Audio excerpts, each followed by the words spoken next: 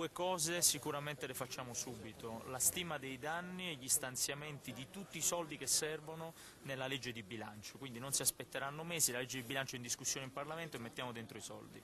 Due, i ristori agli imprenditori e alle imprese che hanno subito danni saranno diretti e non con credito d'imposta, significa che erogheremo i fondi man mano che avranno stimato i danni.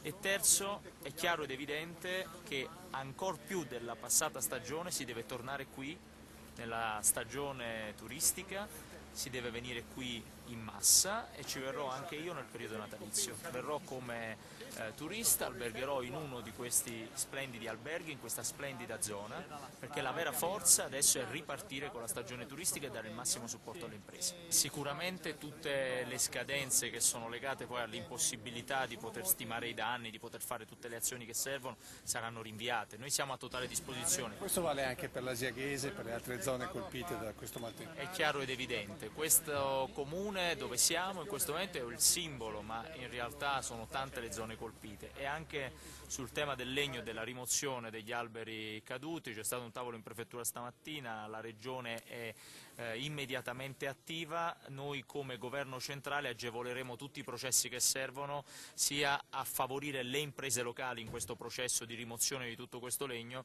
e sia ad aiutare le amministrazioni locali.